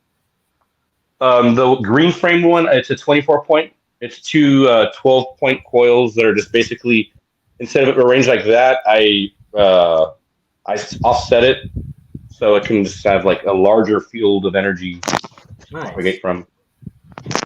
Yeah, I still have to do more tests on the beautiful one right there. Yeah, the Rife coil, Rife Whoa. Matthew Rife coils, and I've had varying results so far. And the first time I turned them on, I got some shooting pains through me when I played a couple of the tracks through their apps. So it's you got to be cautious with this stuff because it can be just as damaging as it can healing, and that's why I myself have been very cautious in what I've run in my tests, how much energy I've put through coils and the different frequencies in it, and why I need to do more tests when I have the energy within me to handle the energy coming out of those to see if they actually know what they're doing or not. Because if you have a frequency generator, you can tune it to 174 and that removes pain. Or if you don't, if you have an Android phone, later on I can shoot you the app I use on my Android. But there's a frequency generator that you can download, and you can run multiple frequencies. Shoot me the app, because the one that Matthew Ripe uses, just like Simon in the live chat said, I don't trust. Yeah, wow. So that thing, that coil, that's getting very close to Rife technology, isn't it? Yeah. Whenever you're using the Starship coils, can you guys hear me? The runner coils. Sorry, everyone in chat. We've got a few technical issues. It's just farming. Yeah, when you're using the star coils, they really make a huge difference. They generate so much energy, and they would be so good if you're using them in the right way when you're spinning them to produce free electricity, because they do generate a electromagnetic field. Oh, Campbell, we're losing Campbell on the farm. So, Bernie, the one that you put out, that you said that came from Matt Rife himself, was it? He built that one? This is one of the Matthew Rife coils. He sent me a unit of 2 of them, but the 14 spoke. It's like that's not an ultimate number you want, but I would have gone with 12 or 24 or something like that. And also that the type of wire, and there's a few issues with it, and I'm still yet to join the technicians. Jeremiah's in the chat. We're going to do a full episode on breaking it down and testing it and all of that, being fair with it. But I wouldn't recommend for $5,700 that supposedly he's charging for one of these units. Currently, little bit too much for something that first time I turned it on caused me a bunch of pain, and that the app that he connects to isn't even his own building or proprietorship. It's someone else's that he doesn't have control of. So that Z app, I've used it before. I'll send you a link to the one I use. I have an alternate one I use as well. I've used that one still, and it actually does help. You have to be very specific, like you said. It's grain specific with the frequency. I haven't made a 14-point coil, but I don't know if that's got something to do as well with the way the energy is being propagated out of it. I mean, I couldn't honestly tell you that one. I do the 12-point coils, and later on I was going to try to play around with these over here. I got these other type of PoE coils, and this one's done in a resin print right here. Right? Yeah, I love that geometry so much more. Yeah, the donut makes a different energy in itself. It really centers the focal point, like right laser down the middle. Like this one's super accurate with its energy, the way it pulses out, as opposed to this one. Whenever you're pulsing, it's just sort of like doing a pulse, but it's coming from all the whole points and everything. It's just drawing out the energy in a forward motion because it's flat. It's not made in a 3-dimensional circuit in that sense. Because when you're doing it on this one, you're following a number pattern. And it's a 369 everywhere, all over this. It's 369, and then you have other random numbers that generate like 1, 3, 4, 7, 9, or 8, 12, and all these other numbers. But really, what you're looking at is a 369, 369. It's like making this constant pattern, sort of like the Monsoon coil makes as well. Yes, and I'm quiet because there's a big rooster, as everyone's noticed, right next to me. I'm just hoping he doesn't attack me. He attacked me the last time I recorded, so let's hope. Phil, can you just explain what the difference is between that the rodent coil, I believe that's what you called it, what you just had in your hand, versus something like the Mobius? The Monsoon coil. That one was made by Stephen Geddes, right, Phil? And then this is the Mobius. Yes. Yeah, the Peace on Earth coil, and then that would be the Monsoon coil. Steve Geddes out of Australia made the Monsoon coil. He was making originally his own PoE coil, and he designed his own basically. And what he did was he got a tensor ring, and he used that basically as a core right here. And there's a certain wrapping pattern that you do, and when you follow that wrapping pattern, it makes the whole coil come out abundantly. I have a piece right here actually too. And I'm going to have both of you boys on for one of my next year of the Coil episode series that we do on my channel. Right. And look at that. Yes. Connecting Orgonite with the coils. And that has been a dream of what I've wanted to start experimenting with and building for a long time. So we are going to. Yeah, the energy is so much more phenomenal, and it amplifies things in a beautiful way. You won't want to go back to regular Orgonite. I'll tell you that right now. Right, and that's what the other PoE coil thing you had up there. Was that the mold, or was that a built one? And iHeart Pyramid sells those where they've got geopolymer crystal in with an Orgonite crystal in with the PoE coils themselves, so it's amplifying. A good friend of mine printed this one out and sent it to me as a gift. There's what is it, opensource.com, I believe. It's all open source. I mean, you can get this information for free and just download it. You got to choose your parameters correctly though, because when you're making these, or rather when you're printing them, I had a friend print one out for me, and this was a test print in the very beginning, and it wasn't done right. So you can see how it doesn't really follow the pattern quite efficiently as the way this one does. There's more latticing and like more structure. There we go. You can see a little better right there. So yeah, basically the Monsoon coil follows the same basic structural pattern, and it just makes a different level of amplitude of energy because of the wire, once again, that's wrapping around it and everything. It's just, when you're putting those frequencies in it, it just really zaps out that energy and works in a beautiful way. And like I said, Right.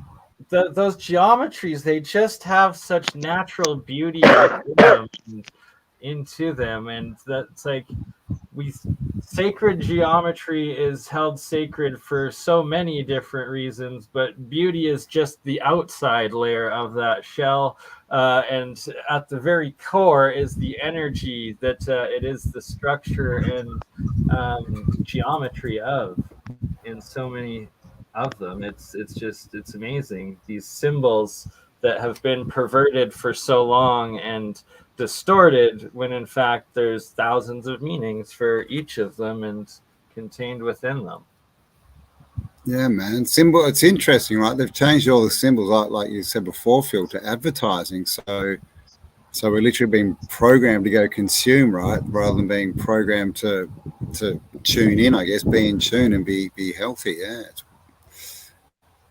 Yeah, they want to keep everyone in a discoordinate area to keep them fogged up at the brain and all, and they want to be able to say, "Oh, you do this, you do that," and through programming on the television and all this, like, you know, it's just made like that, and we were so blinded to follow for so long. But now that we've all come to a mass awakening, you know, like, there's a lot of us to deal with now. Yeah. Like, things are going to be the same. Do we need to know like what these symbols are, or do you think they're part of the blueprint? Because most of them are based on either the body or, you know, nature, basically, aren't they? We're all obviously a golden M isn't. Like, so yeah, do you think that we need to be consciously aware of what these symbols are, or do you think it's like a built-in mechanism? A bit of both. Yeah, we need to be consciously aware of a lot of things around us, because sometimes they want to program us with false indoctrinations and everything. And if we're not aware of what we're being shown and everything, we'll never be able to resonate higher or outside of that little low abundant frequency range. And we'll be kept subservient in that way, I guess, speaking, and we won't be able to grow, and we can't. And on that point as well, they have taken all of the symbols that have, you know, got so many different meanings that if we actually understood them, would give us much greater insight into how the realm works. You know, take, for example, the swastika. That particular sign is actually representative of the 4 quadrants of the zodiac and how it interrelates on the wheel. But now, whenever you bring that up, everybody just looks at you and goes, "Oh, you're a Nazi sympathizer, are you?" And I was like, no, hang on, I didn't say anything about Nazis. I wanted to talk about this symbol. I was like, yeah, but that's a Nazi symbol. Like, you can't even have that conversation with people. Didn't the Nazis actually flip it the other way and tilt it? I think the original swastika was supposed to be facing the other direction and facing a flat face, but they tilted it and like flopped it the other way or something like that. I don't know. I've heard people talk about it. I don't know too much exactly about it, but it's basically just the symbol. It's basically representative of the cross between the quadrants. So when you take the zodiac, there's the 12 zodiac, right? The 12 houses within the zodiac on a wheel. But then you take the cross sections of it, and you've got your solstices and equinoxes as it rotates around the circle, around the processionary calendar. Yeah. Right, and so what that symbol was actually representative is the cross points of where that meets on the astrology chart, or on the astrology circle of the 12 houses. But the point is that they've taken that symbol, somewhat inverted it, like they do with everything, and then re-given us a new narrative as to what that symbol means. And they do that with everything. And so we've basically got to go back now and start researching again, figure out what these symbols actually mean in order to be able to then apply them in a correct manner in order to manifest what we want rather than what they want. Exactly, Yep. right? And hiding it in plain sight and this false idol worship and distorting the sacred into the perverted. Like Isis, this sacred goddess of, eternal beauty within the soul and everything she represented for so long in creation and that, and then turned into a terrorist organization, literally the worst of humanity destroying itself in a matter of a year. It's just ridiculous what they do. Yeah, the Freemasons butchered a lot of sacred geometry, and they used it in their own ways to accelerate themselves in those manners of speaking. And there's a lot of stuff that, a lot of people have used in different ways to sort of benefit themselves. And if we just had everything back to the way it should be, there would be so much more we could see and be able to benefit from, I guess you could say, in terms of speaking. Oh, hello. Sorry, Did we I'm lose getting everybody? myself out when I'm not talking to not interrupt. And Campbell is out on the young McCampbell's on a farm, E-I-E-I-O. And on this farm, he's going to electroculture, E-I-E-I, energy to the sky. Yeah. I mean, so I should be using Orgonite as well. You were saying before that I think that you've used Orgonite, or someone was using Orgonite in gardens. Yeah. Yeah. Yes. If you actually check out what they did on the Etheric Warriors, they have a page and they show a lot of examples of how, like, you have one little piece of fruit, and then whenever you grow with Orgonite, like, it turns to this bigger, really turns to this bigger piece, but it grows, it enhances the plant growth and the vitality and everything, and just everything. I mean, the food tastes better when it's grown like that. Water tastes better when it's charged with it. I mean, it sort of makes everything that much better. And what would you do? Just Put it at the base of the tree? If it's a tree, I'll leave it at the base. If it's a garden area, I sort of put Orgonite pucks or pine cones are on the corners of my perimeter of the garden, and I'll have like one harmonizer in the middle. That way, like, everything's got a little coverage area with it. I have an instance where I have somebody that has taken one of the green pyramids, and they chose green specifically because they were going to put it in their garden. Fairly small pyramid, and it's about the size of one of the smaller ones that you see there. Roughly about a 10 centimeter base on it, and put that on top of the holding tank that was in his garden where he holds the stock of the water that he's going to use to water the garden. He made the mistake of planting a pumpkin in the hothouse, and it completely took over the entire hothouse. Oh yeah. Right, I can't wait to start making more pictures of those ridiculous, like, truck-sized pumpkins and melons, beets and stuff that you see, and it's going to be combining the monoatomic colloidal waters with electroculture and this orgone energies and putting it all to use and practical use and bringing back abundance for us all. And it starts with each of us and doing it in our own yards and lives. And Campbell, we're going to have you out there with a copper hoe and shovel and some copper wire wrapping around those trees behind you, maybe. Hey, question. In regards to the electroculture that Matt was talking about from Elevate Cultivate, or whatever, I mess up his name. Right. Yep. You got it right. He didn't make mention of any particular measurements or lengths like this. It was I'm not sure if he. Not that I know of. He was just talking about copper. Yeah. So yeah, what are your thoughts on that? Like, if we got proper lengths for proper frequencies. Yeah. That's kind of. Oh, continue first, Cameron. Sorry, Bernie. The lengths that I'm thinking. So, like, in regards to creating an antenna, if we took a post, right, a bit of wood, and instead of just wrapping a wire around it and putting it up, what if we were to take some of the straight line tensors and actually say take like 8 of them, put that around the outside of the post, and then wrap that in copper and then bring that down. And that way it's got specific measurements as part of the antenna, as like the actual array part of it, which is then drawn down into that piece of copper wrapped around the post and then grounded into the ground. And so if we were to take something like the Viking Cubit, which is water-based energy, that may even have a better, even more beneficial effect. Or if it's an area that's like too wet, well, then maybe we use a fire-based cubit like the Ramu Cubit or something instead.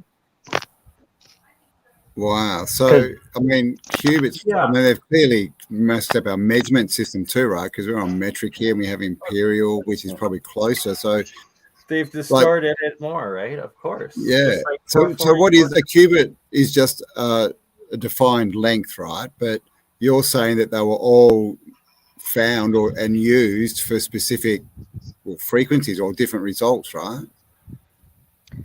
The different qubits, if you think of them as a form of measurement, much like taking a length of wood in order to create a xylophone G or a C or an A, right?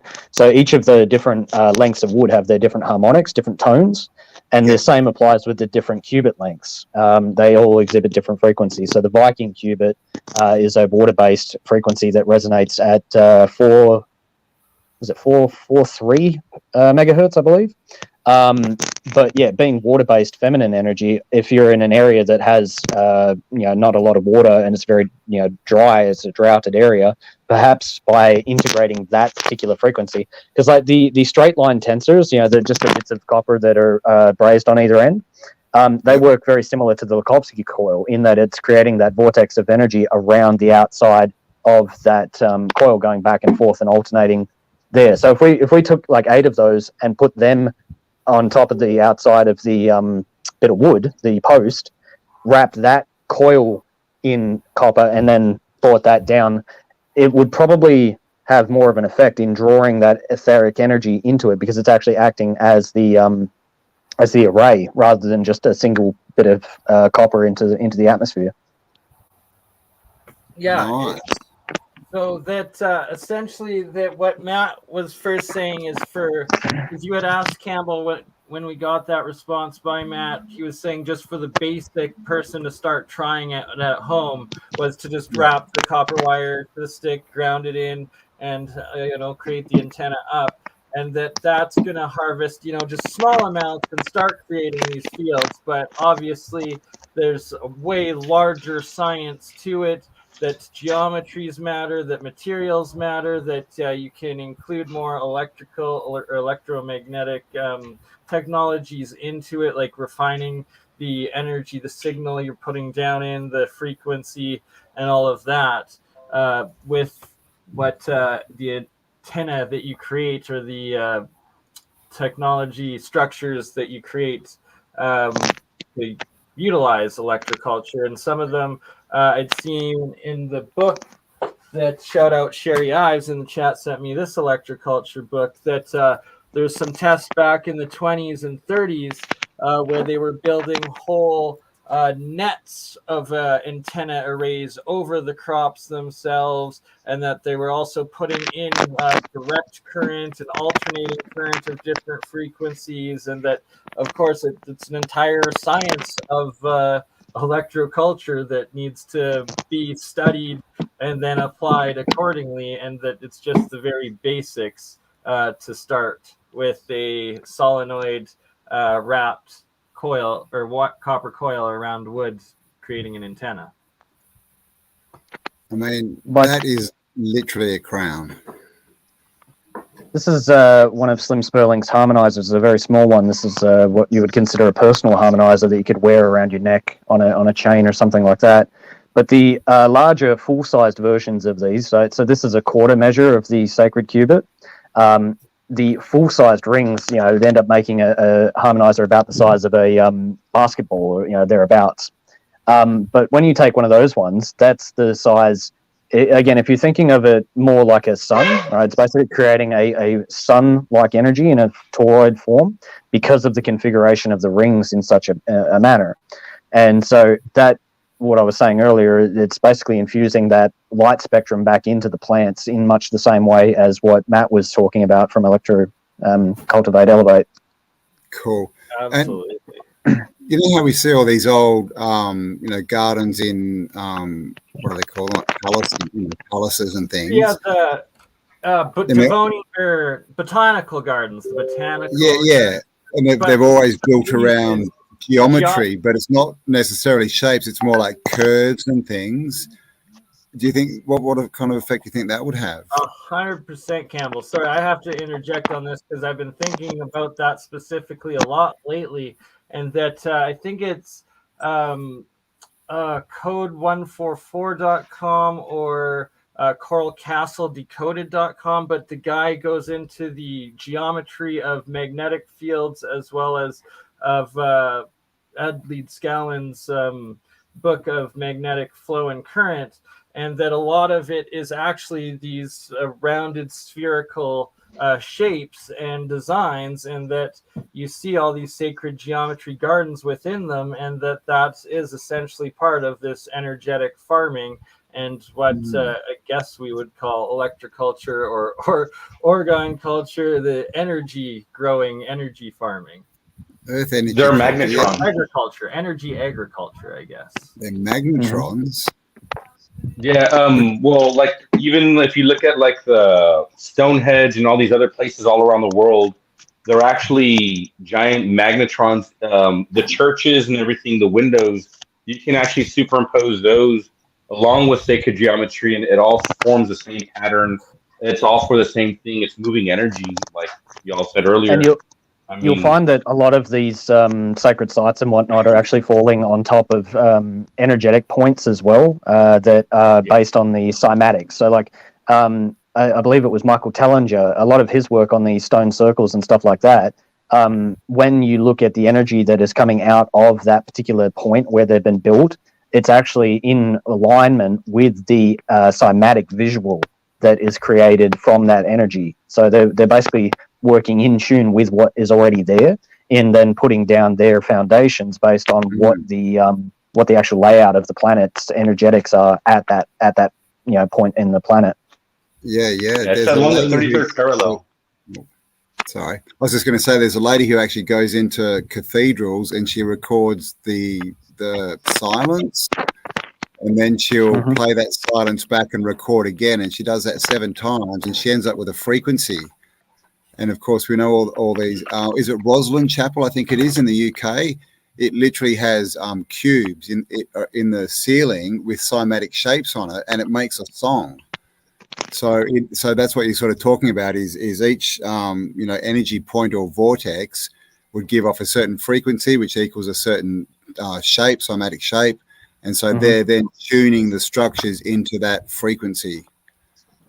I forget specifically who said it, but I'm probably going to butcher the quote, but they basically was quoted as saying that architecture is music frozen in time, and that I can't sum it up any better than that. It's quite literally like all the geometry, all the architecture. It's quite literally music that has been slowed down to the point where it's now manifest physical, in a particular shape. Yeah.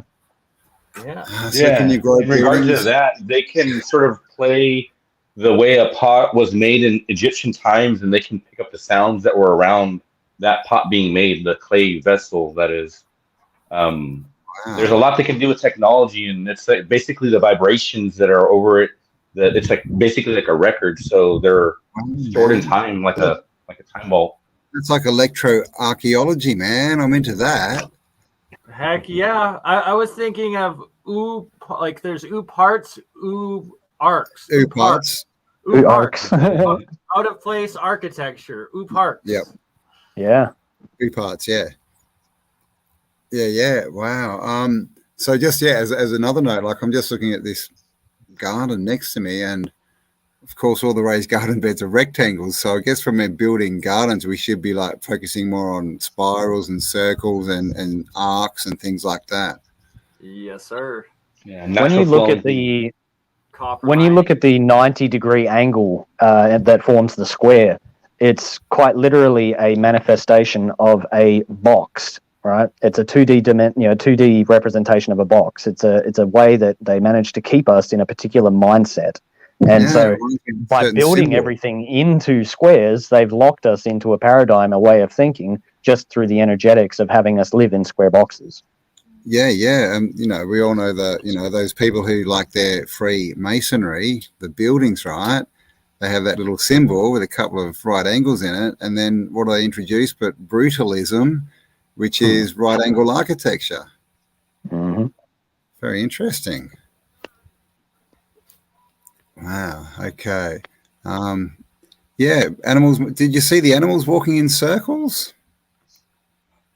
Yeah, ever they see say it? that's due to the magnetic frequencies that are happening and everything. It's making them. They only do that in very rare instances, and I want to say actually the CMEs, the coronal mass ejections that happen from the sun, can also cause that to happen as well. Wow. So That makes sense. We've had a lot of solar storms over the last month or so. Yeah, and the 19th and the 20th, we're going to have some really big ejections coming from the sun, and supposed to be some upgrades happening. If I don't know if you're into all is that, that but I next mean, month or is that it's the 19th here no. today? Is it? Yeah, well, okay, you're in. Yeah, all right, you're in Australia, so you're a little ahead of me. You're about 16, 17 hours ahead. So yeah, the vibrations are going to be coming in a lot more intense. Some people feel body aches and like flu-like symptoms whenever they are engaged with the whole upgrade and all that type of thing going on. You just got to ground out more. If you have tensors, wear them, charge your water with them, and drink a lot of charged water. It'll help align the body a lot more so you can be in your right place. Cool. And just quickly, we have had obviously lots of questions, but again, links below to get in contact with, you know, Cameron and Phil. They do sell, they make and sell products. So yeah, if you're looking at buying anything or getting more information, definitely get in contact with them. Because this is the stuff that we talk about, right? Everyone's like, the new Earth, when's the new Earth coming? When's it? Well, it's gonna, you know, we're gonna be there when we create it, you know. And if there's something else coming that helps us along the way, then awesome. But this is practical stuff we can all do, right? And this is for food, for water, for getting rid of EMFs, for improving, you know, health, for gardening, better project, like so many things, right? And it's literally, you can make this with, you know, it's just stuff you can get pretty cheaply. Yeah. Just got to put in the time and make sure you get it right and you know what you're doing. And this is the tech we need to start working with, right? That's why I call this Earth energy tech, right? Need to get back into the Earth energy. Right, the galactic. Look at this bad boy right here. Oh, wow. Here we go, Mr. Big Boy. Boom. Ooh, this is a big one. Wow. So what's that for? Teleportation? Right. This one's actually going to be a pyramid topper for an actual meditation pyramid. It's a bit heavy, but yeah, this will be the lotus that goes at the bottom. You'll be feeling the energy come from there, and it's got a rodent coil sitting at the top too, so it'll propel energy, and you can tachyonize things, heal, or just do some nice clearing of the sky and everything. Wow, Right. that is so cool. Yeah, this is a heavier one. I'm gonna put it down before. Definitely, we're gonna have you guys on both the Year of the Science or Year of the Coil series that I do, as well as the Real Science, and get into these Orgonite making activities together. These projects, as I've been wanting to make my own for years. I've bought many, as you can see here with Bert Learning. But have yet to make my own, and I want to specifically get into adding the monoatomic materials as well as the nano-coating of these different toroidal coils, Keshi coils, these energies in there, the rodent coils like you guys are doing, putting it in, and combining the different energy technologies, these plasma technologies, these bioelectric fields technologies together. And what the heck else? I had another big point I wanted to say, but it's forgot it already. I'm just going to say, like, there's so many comments saying, you know, how good these things, you know, people see them as beautiful, right? And I mean, that's sort of telling us that, to me, that's telling us it's the right thing. You know, it's the right energy, it's the right frequency. This is the way we need to go, right? Resonating with you, right? Naturally resonating. Very good. geometry and beauty that you see out of it, and exactly that. And that do you, Phil and Cameron, do you ever like sleep with those like under your beds, or how do you use them? That's actually how I got into the space, is because I became an insomniac when they put a 4G tower up the road from me. So yeah, I started out with a couple of pyramids, quite a bit smaller than the one that I just showed, just one on either side of my bed, and yeah, managed to fix my sleep cycle in a couple of weeks. So I now have a pillow plate and a bunch of other stuff surrounding my bed. So yeah, and not only that, like, you know, you've got the bracelets and stuff. Yeah, I'm always wearing a pendant and stuff like that. So like, I don't have any issues with EMF anymore unless I'm like standing like next to a tower kind of thing. Right, definitely. That's awesome. So yes, also this new electroculture / agricultural real science series that we're doing, if you guys would like to partake in that. And what I'd recommend for your guys' actions in it would be growing seeds, the same seeds, like, and same dirt sort of thing, where you get like three pots with same soil, same seeds for your controls, and then one of which you have with your Orgonite growing placed around it, and then one with the Orgonite around it, and you use like your Orgonite treated water into it, and then a third that just is regular water that you'd normally use with it. And then thus you're having 3 different tests and controls of the regular growth, and then exposed to the Orgonite energy field, and then also with the extra charged Orgonite water in it, sort of thing. Nice. I might do that as well. I'd be happy to help out with that one. Yeah, so we're going to be launching this series in the next couple of weeks, and then I myself am going to be doing with the what I call colloidal water, is the water from the top of the monoatomics. So then it dissolves the monoatomic materials in, and then we'll be watering plants with the monoatomic water, and then obviously with my regular tap water as the control. And then I'm going to do another with the blue oxidized diatomic colloidal water to see if it poisons the plants. And then if I get myself together enough, also try to do some microwaved water on another one. But I don't know. Do I do it? Yeah, no, do that one. Microwave I might wait until next year, though, in case, you know, that's a whole nother bag of worms that I might open, that maybe we'll leave that for afterwards in case there's some sort of pushback by industry or something, if it actually proves something. But the fact of first doing scientific tests on the colloidal waters, the diatomic waters, and all of that, and that there's a couple of streams where I showed the pictures of the 6-foot lettuce plant I grew last year, where I had watered it with the same colloidal water, as well as put a little bit of monoatomic gold by the seed when I first planted it, and literally got 10 different salads off of the one plant, and it just kept growing. And some people were like, "Oh, lettuce shoots up in its seeds," and it's like in the pictures and the video that I show, you can clearly see that it's not flowering yet, it's not in seed pod, and that the leaves have actually been picked off, and it grew full bushed leaves that we ate in salads, not that spiky, harsh, almost bitter like lettuce that it forms once it starts flowering. Well, yeah. As soon as they go to seed or flower, it goes bitter and you can't eat it anyway. It's disgusting. Yeah, and that never happened. It was delicious romaine the whole time. Wow, man. Awesome. All right, well, we're coming up on the 2-hour mark. So have you guys got anything you want to add there, Cameron or Phil? I think we'll leave it there. Yeah, no, that's good. You're good, Phil? If there's anything I can ever do to help you guys out, you know, just let me know. As far as everything else, I've been researching, and I've actually rediscovered a couple new measurements. One of them is a Venusuvian Cubit. It's based on Venus, and a lot of stuff I've been researching on the whole historical aspect point of view of it and all that. I ended up coming up with a tensor ring. I found some numbers that just kept popping up and everything, and I couldn't avoid it. So yeah, I went ahead and I took the numbers down and I made a ring out of it. This is actually not the ring, but it's a larger ring about this size.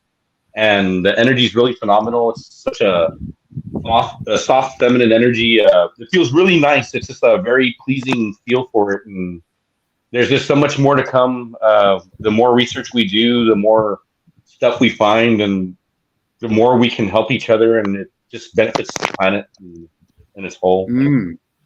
Yeah, I mean, the more you talk, the more applications I can see. I mean, you know, I think with what you just said, you know, we're talking mental health and all types of stuff, right?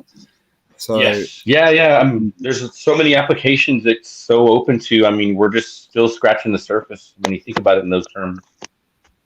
Awesome. It brings coherency to any kind of chaos. And so if you can think of any kind of application where there is entropy or rhythm or decay or mold growth, anything along those types of lines of thought, start coming up with ideas on how you might be able to apply this technology to it. Because like Phil said, there's we've barely touched the surface on what we're capable with this tech. Indeed, yeah, there's so many applications. Sorry, you go. Yeah, awesome. So all the links for the boys are below, and like they said, get in contact with them. They're only too happy to have a chat, and they do have products if you want to buy. Oh, sorry to interrupt, Cambell. Just before you end it, Phil, Cameron, do you mind posting your email for me, both in the private chat quickly, so we can get a couple more of the real science and agriculture things scheduled? And also, do you boys have another 10 or 15 minutes to hang out after the stream? And there's a couple of people in the chat, like Simon, Jeremiah, that wouldn't mind talking to you quickly, and I can post the link for all. I guess that's a no from Cameron. He's out. Cameron doesn't know. But yes, I'll be more than happy to stick around. Whatever questions I can help answer out or whatever is, I'm be more than obliged to help. Appreciated. Yeah, awesome. Thanks so much for your time and your information and your openness and willingness to help, push this all forward, because that's what we all need. It's all, we can do this, right? We've got this. I reckon. I always say we've got all the answers. We've just got to start doing them. So thank you both. Cameron, can you hear me? There he is. Sorry, I'm back. I'm back. We thought you'd done the bot when Bernie did it. No, I'm happy to hang around for another 10, 15. Perfect. Awesome. All right. And thank you, Cameron, for your time. And again, your willingness to help people and get this going forward. And thank you for everyone in the chat for being here. Thank you to the mods, of course. Amazing Hippie Shake, who may or may not have a birthday coming up soon. I don't know. Birthday. Well, it's in about a month. So we'll be talking about it in a few weeks. So maybe something even planned. Who knows? For our favorite hippie shake. But thank you all, guys. We love you all. Hope you like this, and definitely get out there and put it into practice. See what you can find out. And we'll talk to you all on the next upload. Stay awesome. You have a good one. What are you doing? Are you doing it, Bernie? I'm doing it. Okay, let's do that again. All right, guys.